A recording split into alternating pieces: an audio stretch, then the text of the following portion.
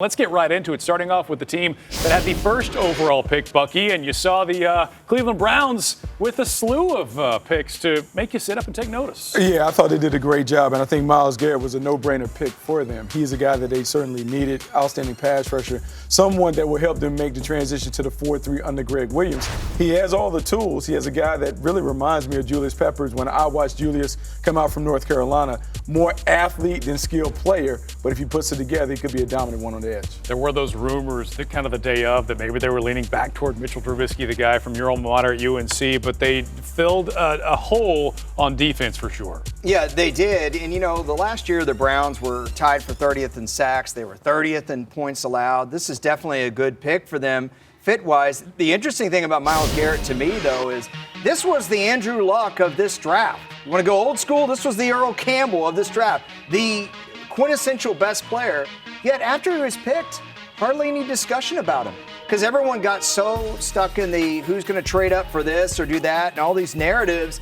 And meanwhile, hardly anyone talked about the fact that this guy's great and he's going to Cleveland. I mean, even with Cleveland, we focused on Deshaun Kaiser and all these other players. It's like, oh, by the way, the best player in the draft is going to the Cleveland Browns. Well, part of the reason that some of that attention was split was because you saw Cleveland end up with 3 first-round draft picks.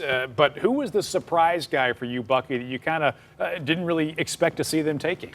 Jabril Peppers was a surprise for me. Part of the reason he was a surprise because I really don't know where his ideal position is. And I think he played 8 different positions at the University of Michigan. He did them in a spectacular fashion. However, he's not necessarily a natural safety, only 1 career interception. And so you wonder, can he be a guy that plays in the deep middle? Do they drop him down in the box? How do they maximize his skills?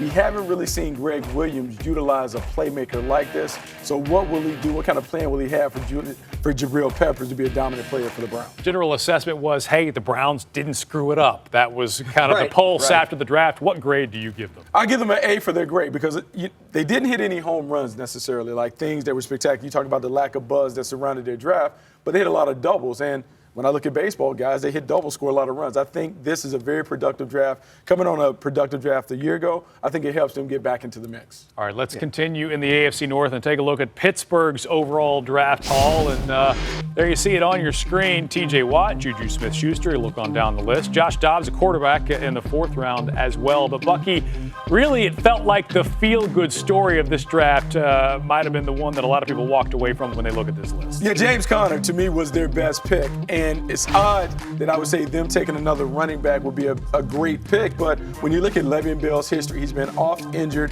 He hasn't been available in some games. They took a back with size, someone that can run inside.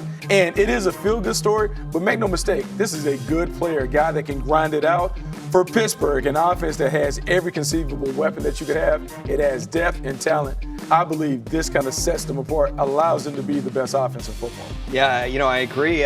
We thought the Steelers were Super Bowl contenders a couple of years ago. Lev Bell gets hurt.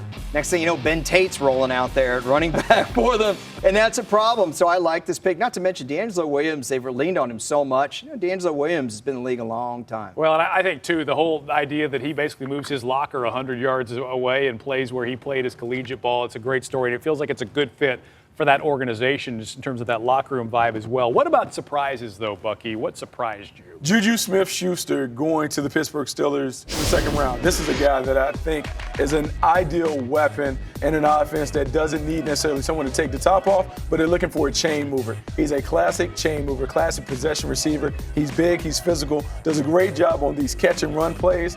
In this offense, we've talked about the amount of weapons that they have. Antonio Bryant, Martavis Bryant coming back. Their ability to spread you out and attack you in a variety of different ways could allow this guy to be one of the rookie playmakers and a rookie star in Pittsburgh. Hey, he's certainly polarizing among the receiver corps. You were on Twitter watching Martavis Bryant and Sammy Coates go at it the other day about whose position he takes. But yeah. Did Eli Rogers get in on that? Coach Tomlin weighed in. I was waiting for it. Maybe Lima Swede. Sorry.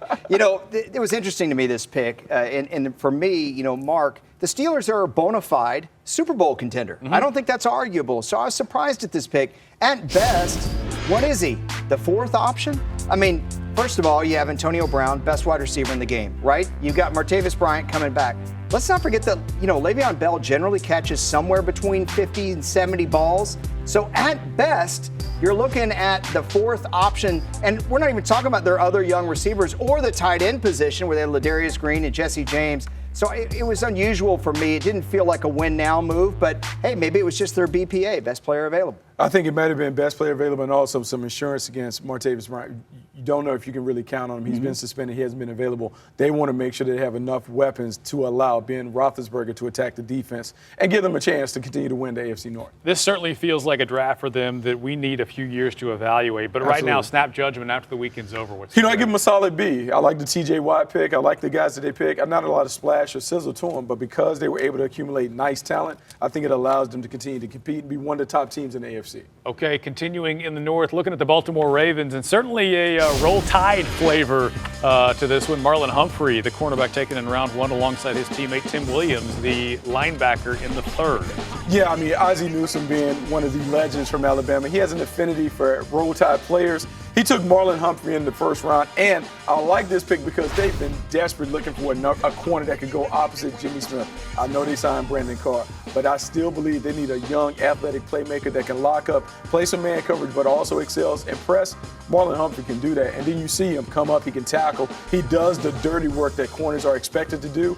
In this division, you have to be stout on defense. They got a nice presence on the corner in Marlon Humphrey.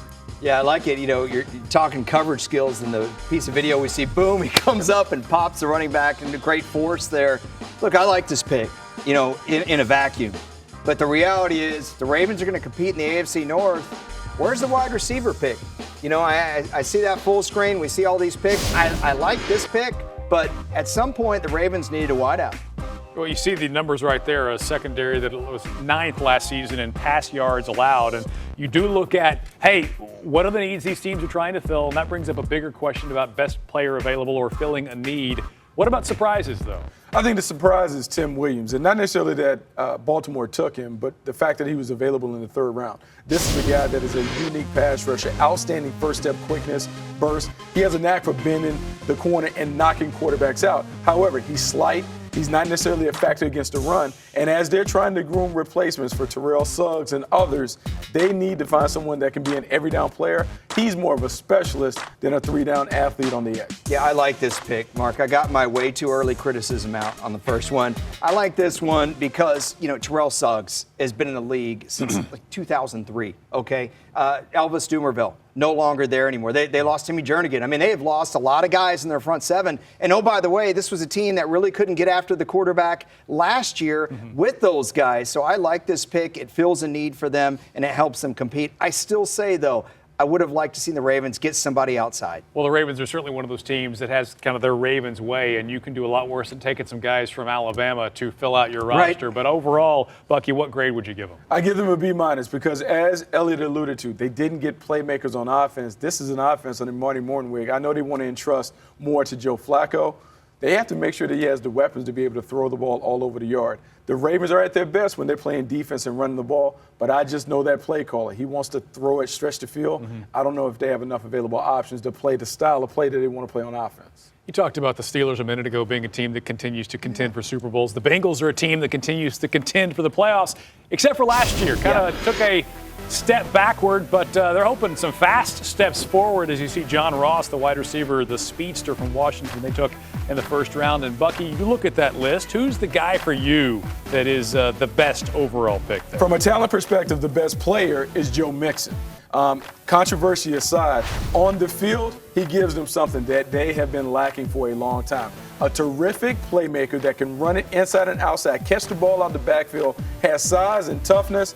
What they had in Jeremy Hill and Giovanni Bernard, they get in one person and Joe Mixon, because to me, when I look at him on tape, he reminds me a lot of David Johnson from the Cardinals. And I think when you're trying to add talent around Andy Dalton, he'll love to have a playmaker that he can get the ball in a number of different ways. So people talk about, hey, like you said, Gio Bernard and Jeremy Hill, 3.7, 3.8 yards per carry respectively. If he comes out the gate with a 3.8 yard per carry average next year, is this a good pick for them? Oh, that's a good question. I think with all these picks, like you're not going to have this huge hole. So I mentioned with the Ravens, wide receiver, maybe Danny Woodhead just goes and catches 80 balls. With the Bengals, the Mixon pick, yeah, it's great. in theory, but I would have liked to seen them get an offensive lineman. I think they need help on offensive line.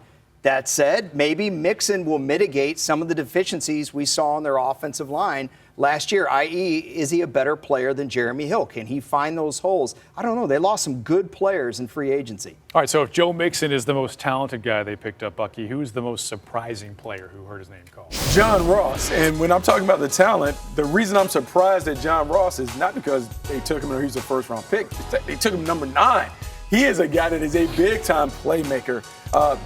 Kind of like T.Y. Hilton, Deshaun Jackson, his ability to stretch the field, but he's a pure route runner. He has the ability to really set things up on the outside. And pairing him with A.J. Green, you're talking about a scary offense that they're assembling. Remember, this is a team that went to 5 straight playoffs because they really gambled on a lot of talented, high-risk, high-reward prospects that paid off for them. I think if they hit on these picks, John Ross and also Joe Mixon, you're talking about a team that goes right back to the front of the line in the AFC North because this is a talented collection of offensive players that they've assembled. I like the guys they picked. I just from a need perspective, Bucky, it's always that push-pull. It is the yin and the yang in the draft evaluation process. The problem this year when it came to the offensive line, there just wasn't enough depth. Right. So where they were picking at the top of the board, there wasn't anyone that justified, hey, we need to take this offensive tackle. This guy is going to solidify our offensive line.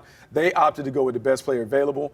And we'll see how it turns out. Maybe it'll be like it will end up being like a Madden game where they outscore everybody in the AFC North as opposed to playing. What's the grade, Buck? What's the grade?